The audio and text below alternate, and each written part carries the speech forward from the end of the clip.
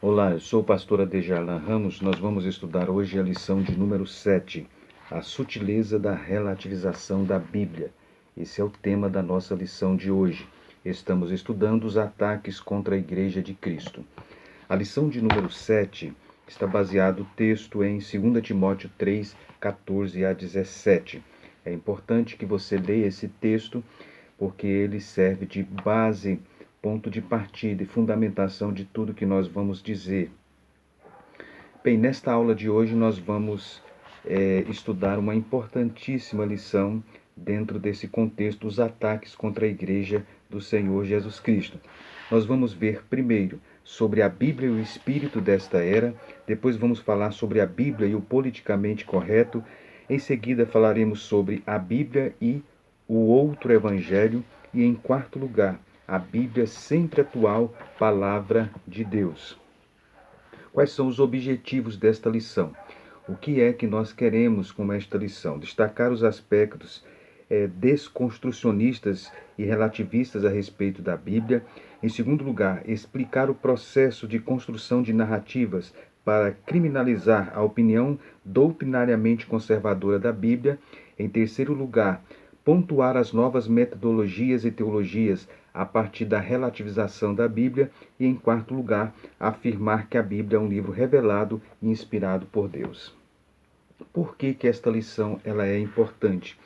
Porque nós estamos vivendo em um contexto, em uma circunstância, de ideologias que dominam os ambientes intelectuais e culturais da nossa sociedade. A universidade, o jornalismo, o cinema, etc. Esses ambientes culturais e intelectuais da nossa sociedade, como estes que eu acabei de citar, eles estão dominados por conceitos relativistas em relação à Bíblia. E isso não deixa de atingir, então, a fé cristã, ou de querer influenciar a fé cristã. Muitos dos nossos irmãos, especialmente os jovens, estão no ambiente universitário, outros estão assimilando essas ideias através dos vídeos, dos filmes, das mídias de uma forma geral. E existe, inclusive, infelizmente, um movimento também intelectual dentro do ramo evangélico, ou do meio evangélico, que também busca relativizar a Bíblia, Seria o liberalismo teológico. Então, por isso, nós precisamos desta lição, nós precisamos, então, abordar esta lição por causa do contexto em que nós estamos vivendo. Bem, certamente os seus alunos já viram, especialmente hoje no contexto das mídias sociais, da internet, pessoas hoje que estão defendendo cristãos, pessoas ditas cristãs defendendo o homossexualismo, o aborto, enfim. Essas pessoas, elas então passaram a ter uma visão relativista em relação à Bíblia. A Bíblia proíbe tais práticas, mas esses ditos cristãos, eles estão então partindo do pressuposto então de relativização das escrituras, da palavra de Deus. Por isso, você deve estar consciente da importância então desta lição. Em último lugar, você deve atentar para fazer a aplicação para os seus alunos, dessa lição que nós estudaremos hoje. Bem, primeiramente nós vamos afirmar, e todos sabem disso, a história tem mostrado exatamente isto, que a Bíblia foi um livro muito atacado ao longo dos séculos. Basta você ler a história. A Bíblia já foi alvo de muitas tentativas de desconstrução, de abolição. As pessoas queriam abolir a Bíblia, destruir a Bíblia, desconstruir a Bíblia. Bíblias foram queimadas, Bíblias já foram consideradas um livro perigoso, a Bíblia já foi considerada um livro desnecessário, enfim. Em diferentes épocas, em diferentes momentos e de diversas maneiras ou diferentes maneiras, a Bíblia tem sido tentada a ser desconstruída. Isso a história tem nos mostrado. Nos dias de hoje não é diferente. Nós vemos também essa tentativa continua e hoje parece que de uma forma mais intensa, Alguns inclusive dizendo que a Bíblia precisa ser atualizada, A Bíblia precisa ser ressignificada. Então são os ataques contra a Igreja de Cristo através da relativização, da tentativa de relativizar as Escrituras, a palavra de Deus. Nós vimos recentemente, e circulou aí pelas mídias sociais, um famoso pregador, né, e pastor evangélico. Ele disse em uma pregação que a Bíblia precisaria ser atualizada. De acordo com ele, a Bíblia estaria desatualizada quando trata, por exemplo, de questões de homossexual, de comportamento homossexual. Então, o comportamento homossexual, nesta visão, não pode ser considerado errado pelos cristãos, por causa de um ou dois textos bíblicos que, segundo ele, precisaria de ser ressignificados. Ou seja, nesta visão, então, a Bíblia então é insuficiente quando se trata de questões relativas ao mundo contemporâneo. Então, o mundo evoluiu, o mundo passou por transformações e a Bíblia não foi atualizada. Então, a Bíblia, nesse caso, seria insuficiente para tratar de questões relativas ao mundo que nós estamos vivendo. Ou seja, em outras palavras, a Bíblia se tornou um livro ultrapassado. A Bíblia se tornou um livro obsoleto. A Bíblia se tornou um livro, então, que precisa ser atualizado. Isso afeta frontalmente a doutrina da inerrância e da suficiência das Escrituras, né? Nesse caso, na visão, então, deste pastor, a Bíblia não seria nem inerrante nem suficiente. Ela precisaria, então, ser atualizada e ela precisaria ser vista com outro olhar. Então, veja, você observe como que estas ideias estão presentes, então, na nossa sociedade, né? Bem, na primeira parte do nosso comentário, ou do comentário da lição, nós temos aí a Bíblia e o espírito desta era. O espírito que está agindo nesta era já é o espírito do anticristo. A manifestação do anticristo, ou a vinda do anticristo, ela divide em três fases. Nós tivemos os precursores do anticristo, alguns homens terríveis da história, né? Como Hitler, como Herodes, como também Antíoco Epifânio, né? E tantos outros da história que são tidos como precursores do anticristo. Nós temos o espírito do anticristo, que é esse que já está agindo no mundo. O mistério da iniquidade que Paulo disse em 2 Coríntios 2. E em terceiro lugar, nós teremos a pessoa do anticristo. Então, os precursores do anticristo, o espírito do anticristo e a pessoa do anticristo. A pessoa do anticristo vai se manifestar após o arrebatamento da igreja. Mas hoje, o espírito do anticristo já está atuando no mundo. Este é o espírito desta era. E o espírito do anticristo, ou espírito desta era, ele trabalha contra as escrituras, contra a palavra de Deus, pois se sabe que a Bíblia é o livro, é a revelação de Deus, então tudo que se opõe a Deus se opõe também àquilo ou à forma em que Deus se revelou, como as Escrituras. O espírito, então, desta era. O comentarista comenta, em primeiro lugar, sobre a desconstrução. Ele diz que nós estamos vivendo, e a gente vê claramente pelas mídias sociais, essa era que nós estamos vivendo é a era do vazio. Alguns chamam de era da pós-verdade. Estamos vivendo a era da pós-verdade, também a pós-ética. Inclusive, eu escrevi um artigo no jornal Mensageiro da Paz sobre a ética do pós-dever. Nós estamos vivendo uma sociedade assim. Nós não temos mais deveres, nós não temos mais verdade, nós já ultrapassamos isto. Por isso, alguns chamam de ética do pós-dever e o período da pós-verdade. Nós já ultrapassamos, então, o que seria verdade e nós já temos, então, verdades no plural. Estamos vivendo também o fim das certezas. Estamos vivendo um período que muitos denominam de cultura líquida ou desconstrução. As coisas mais sólidas da nossa sociedade estão sendo desconstruídas, né? Esse é o espírito, então, da nossa época. São as formas diferentes, essas que nós acabamos de citar, de as pessoas, então, denominarem a era, o período, então, que nós estamos vivendo, a sociedade contemporânea. Ou seja, dá para a gente ver que tudo isso contrapõe, então, ao cristianismo bíblico e histórico. Procura, então, dessa forma, desconstruir. desconstruir o cristianismo e desconstruir toda a herança cultural que a fé cristã tem deixado para a raça humana. Isso inclui os valores morais, os valores éticos, os valores espirituais. Então, é um período de desconstrução, né?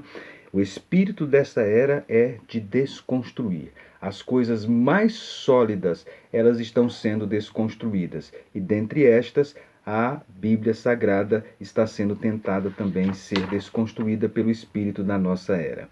Em segundo lugar, esse período que nós estamos vivendo, né, o espírito dessa era, ele trabalha então para relativizar a Bíblia. Tudo está sendo desconstruído, tudo está sendo relativizado. O relativismo, então, é uma nova configuração cultural da nossa sociedade. O que seria, então, o relativismo? É a visão segundo a qual não existe elementos ou princípios absolutos. Tudo é relativo. Não existe valores permanentes, perenes ou absolutos. Tudo é relativo. Então, há muito que o relativismo moral vem se insurgindo na nossa sociedade e isso de forma sorrateira na igreja, né? Obviamente, isso já vem de muito tempo, mas hoje de forma bem sutil, ele vem infiltrando então na igreja. É o relativismo.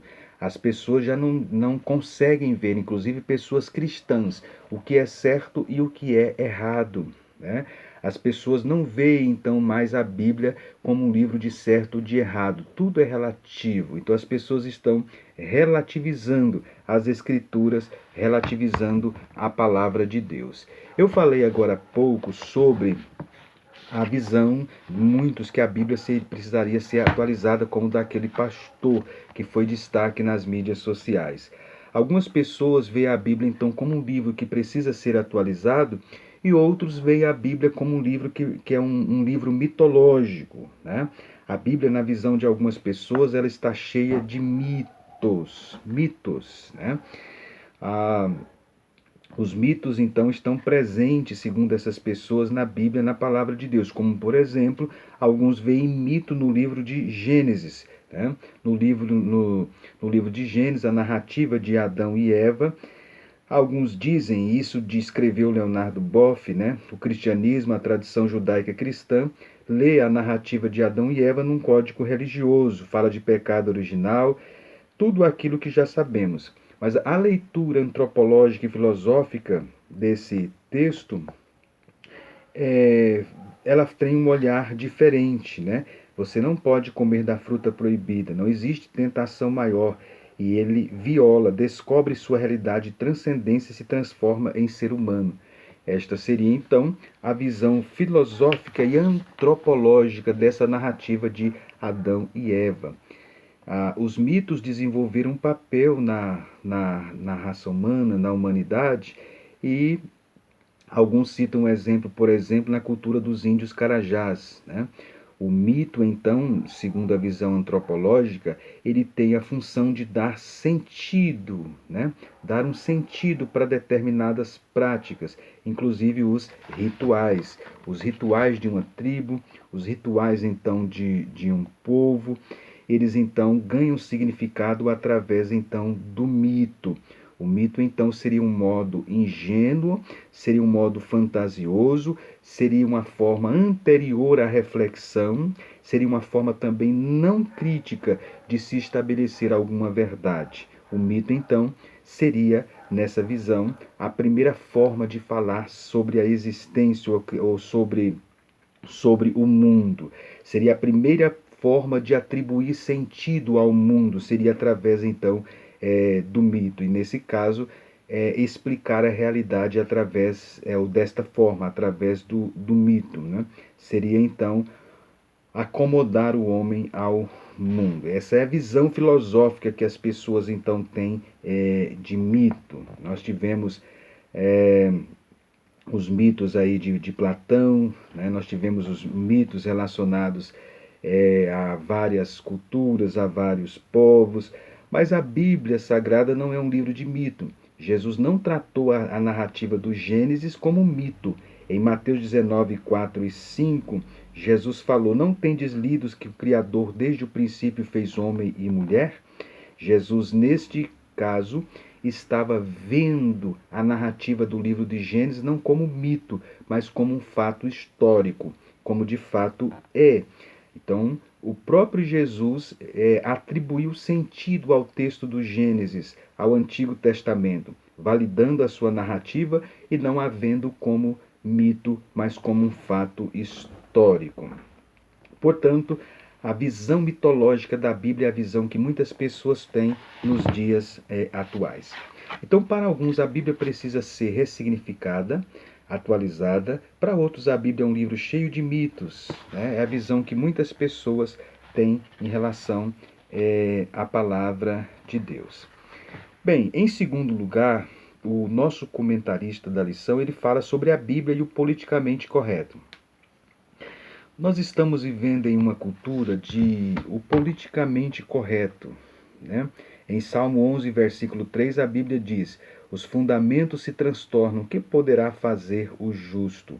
Os fundamentos mais elementares da nossa sociedade, eles estão sendo destruídos, né? Eles estão sendo derrubados. E nesse contexto, as pessoas então estão criando de forma ardilosa, de forma sutil, uma narrativa para desconstruir os valores cristãos. E, neste caso, substituir os valores cristãos por outros valores. É aí então que se cria uma narrativa e uma história para chegar a este fim. Com isso surge então o politicamente correto. É assim que surgiu, por exemplo, a nova moralidade, a nova ética, né? Seria então uma nova forma de dizer o que é certo e o que é errado. Então, nesse novo modelo, está correto fazer o aborto, proibir a leitura da Bíblia em espaço público. Isso é então o politicamente correto. A cultura do politicamente correto está presente nas escolas, nas universidades. Os nossos jovens, os nossos alunos, os nossos filhos estão indo então para as escolas onde essa narrativa está sendo então repassada.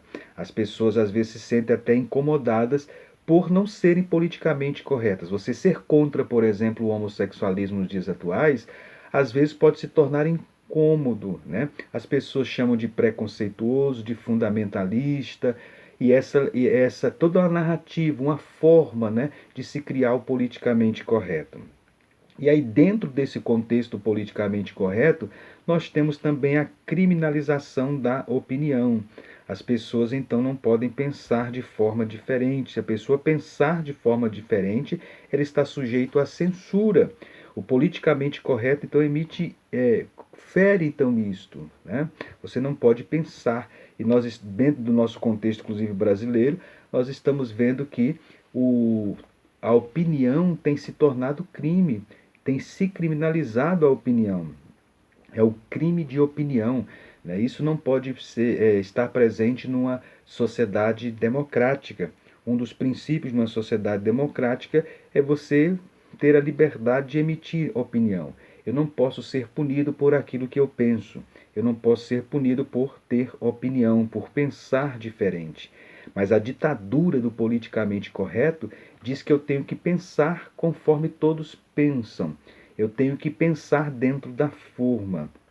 E aí então que vão eliminando os chamados cristãos conservadores e o que eles chamam de fundamentalistas. Inclusive é um termo também que passa pelo aspecto linguístico para, de uma certa forma, criar um preconceito, né, contra os cristãos que conservam os elementos fundamentais e bíblicos e cristãos.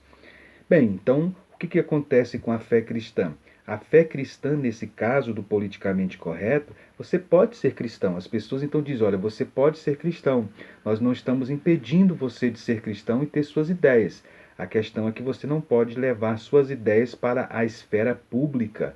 Você tem que conservar as suas ideias dentro da esfera particular. Né? Você não pode levar as suas ideias para a esfera pública. Você pode viver dentro do seu espaço particular, do seu ambiente doméstico, lá religioso. Você pode então ter suas ideias, mas você não pode levá-la para a universidade, você não pode levá-la para os órgãos públicos, para a rua. Isso então é colocar então o cristianismo, né, na periferia. O cristianismo, então, nesse caso, a fé cristã, ela é marginalizada. Os cristãos então são censurados e os cristãos são banidos. Essa é a cultura do politicamente correto que nós estamos vivendo nos dias de hoje. Então, a Bíblia politicamente correta. Então, você está vendo que nesse processo de relativização da Bíblia está criando todo um elemento para então fazer com que a Bíblia seja então desacreditada, né? É todo um processo bem organizado, né? Para então desconstruir, né, a fé cristã. E isso passa então pelo politicamente correto. Bem, dentro desse contexto também, vamos acrescentar um outro elemento que está contribuindo muito para relativizar as Escrituras. Nós já vimos a visão que a Bíblia precisa ser atualizada, vimos então que algumas pessoas dizem que a Bíblia é um mito, mas um outro elemento hoje passa pela hermenêutica da desconstrução. Hermenêutica é a arte, a ciência que trata da interpretação de textos. A hermenêutica bíblica trata da interpretação, né, de textos bíblicos. Nessa nova hermenêutica, ou hermenêutica da desconstrução, o leitor e não o autor é o sujeito da interpretação. Nesse caso, então, não importa o que o autor disse, né? O importa mesmo é como o leitor moderno entende o texto. Essa é a hermenêutica da desconstrução. Então, essa visão que se tem hoje de homossexualismo, essa visão que se tem hoje de aborto, ela passa por uma hermenêutica da desconstrução. Então, caro professor de escola dominical, você deve focar bem isto. O óculos que muitas pessoas estão utilizando para ver e para falar que o homossexualismo é permitido na Bíblia e o aborto, o óculos que eles estão usando é o óculos da hermenêutica da desconstrução, em que o autor diz não é importante, mas é importante o que o leitor moderno entende, o entendimento que se impõe ao texto. Nesse sentido, então, o texto bíblico tem tanto significado quanto tem os seus leitores, né? Então, se existem vários leitores, existem vários significados. É o leitor que constrói o significado do texto. Não importa tanto o que o autor diz ou a intenção do autor. O que importa é exatamente a construção de significado que o leitor, o intérprete, dá ao texto. É dentro desse contexto que eu indico um livro que você, caro professor e aluno, pode pesquisar e utilizar sobre isso, que é Há Significado nesse Texto? Este livro de Kevin Van Hose, ele trata sobre a interpretação bíblica, os enfoques contemporâneos. Você pode ver que é um livro denso, né? Muito bom este livro. Este livro ele aborda muito essa questão hoje dos enfoques contemporâneos, né? Sobre a interpretação bíblica. Nesse texto, Kevin Van Hose, ele trata então, faz uma análise dos enfoques contemporâneos acerca da interpretação bíblica, especialmente o pós-moderno, né? Ele fala sobre a interpretação ou a hermenêutica ao longo da história e depois ele mostra o paradigma cultural pós-moderno, que é conhecido, o paradigma cultural pós-moderno que influenciou a hermenêutica moderna é chamado de desconstrução ou desfazimento. Nesse caso, a Bíblia tem sido modelado, né, de acordo com esta visão de desconstrução. E a Bíblia deve ser lida, então, dessa forma. Então, nesta visão, a hermenêutica pós-moderna, para nós entendermos a Bíblia, você deve, então, utilizar esse óculos, né, da hermenêutica moderna, que inclui a desconstrução. A desconstrução ou desfazimento é um termo utilizado pela filosofia pós-moderna que vem de Derrida, por isso é chamada de filosofia pós-moderna derridiana. Essa filosofia mudou de vez a forma como os textos devem ser interpretados. A desconstrução ela veio exatamente como um tsunami, né? desfazendo a autoridade interpretativa da igreja, mostrando que essa não passava de arbitrariedade então linguística, ou seja, nenhuma ideologia podia se legitimar como sendo portadora da verdade. Essa é a visão da hermenêutica então contemporânea, né? E o leitor, nesse caso, então, e não o autor, é o dono do sentido do texto. Essa é a hermenêutica da desconstrução. O sentido do texto não está no autor. O autor não é o dono do sentido do texto. O dono do sentido do texto é o leitor. O autor apenas escreveu, mas depois que o texto saiu das mãos deles, o texto pode ganhar várias interpretações e o leitor se torna então o dono da interpretação. Nesse caso, então, está se atacando a autoridade autoral. O ataque à autoridade autoral e é uma derivação da filosofia da morte de Deus, né? Veja como uma outra coisa está relacionada à outra. Uma coisa está relacionada à outra. Esse homem, esse filósofo, né, Jacques Derrida, ele acusa a sociedade ocidental e de estar contaminadas com as ideias de que há algum significado em determinado texto. Derrida então disse que não existe significado então no texto. Ele então diz que tem que se, e essa foi a proposta dele, derribar os ídolos formados em signos, em símbolos. Ele chama isso de logocentrismo, né? A concentração no logos, na palavra. Ele diz que isso deve ser tirado. Você observe, eu tenho observado isso em mídias, eu tenho observado isso em lives, em vídeos. Muitos adeptos do desigrejismo, ou os desigrejados, eles partem de uma hermenêutica da desconstrução. Eles partem de uma hermenêutica que o texto, que a letra do texto deve ser ultrapassada. É isso que Derrida chama de logocentrismo. Então você está percebendo como é que os desigrejados, aquilo que eles estão pautando, é num conceito filosófico de Derrida, de desconstrução do texto? É aí que muitas pessoas, então, se encantam, né, com esses desigrejados por aí da internet. Eles leem o texto e dizem, olha, o texto não pode, nós não precisamos e não podemos e não devemos ficar preso à letra do texto. Isso aqui é letra, devemos ir além. É isto. Isso é a visão filosófica de Derrida. Isso é a hermenêutica da desconstrução. Isso é a hermenêutica, então, da desconstrução, do desfazimento que tem pautado muitas pessoas, né? Bem, Derrida, então, os filósofos se tornaram ventrículos que projetam suas próprias vozes no texto. Então, Derrida parte, então, dessa ideia, né? Nesse caso, então, o leitor passa a ser visto como produto de diversos códigos culturais. Então, nessa visão aí, o leitor, então, essa forma de interpretar o texto precisa ser desconstruída. O leitor precisa, então, desfazer tudo isso, esses hábitos de leitura que foram produtos culturais institucionalizados e historicamente condicionados. Então muitas pessoas dizem, olha, essa forma que você tem de ler a Bíblia, essa forma que você tem de ler as Escrituras, isso é uma forma que foi institucionalizada. Isso é um padrão cultural que condicionou você. E aí traz uma ideia completamente nova no texto. E aí você vê pessoas, nossa, eu nunca tinha visto isso nesse texto. Nunca tinha visto porque de fato nunca houve. Nunca houve aquilo no texto. E a pessoa então traz uma nova maneira de ver.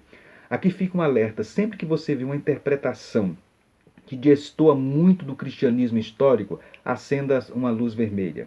Existem muitos pós-modernos por aí, muitos desigrejados por aí, que eles veem determinadas coisas no texto, constroem uma heresia e se sentem como iluminados. Eles acham que descobriram, que inventaram uma roda. Por isso a importância de estudar teologia histórica, né? Então é isso, passa por isso aqui, por essa hermenêutica então da desconstrução. Então nessa visão de desconstrução de Derrida, que é a hermenêutica da desconstrução, né? Eles então dizem que o significado está no leitor. O leitor então pode dar significados então o texto. Então o leitor pode dar quantos significados ele quiser ao texto, né? Ele é, então, o senhor do texto, e não escravo, então, do texto.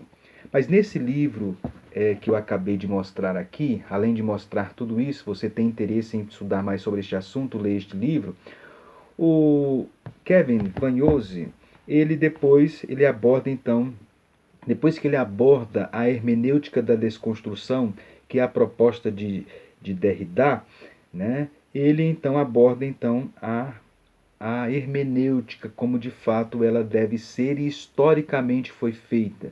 Inclusive foi utilizada também por Jesus, de valorizar o texto e também o autor, né? E aí então ele cita durante este livro a importância do aspecto da exegese histórico-gramatical, esse é o elemento fundamental que você deve atentar. A Bíblia não pode ter vários significados, ela tem um significado somente, e é esse significado que a gente deve buscar no texto. É isso que nós chamamos de o elemento histórico-gramatical. A Bíblia deve ser interpretada, procurando o seu elemento histórico e o seu elemento gramatical. O texto bíblico ele foi produzido dentro de um momento histórico, dentro de um contexto, e ele foi escrito no aspecto gramatical. Então eu tenho que interpretá-lo dessa forma. Eu tenho que considerar os elementos históricos em que o texto foi produzido, foi escrito, e eu tenho que considerar também os elementos gramaticais do texto, né? Isso é o que nós chamamos de exegese histórico-gramatical.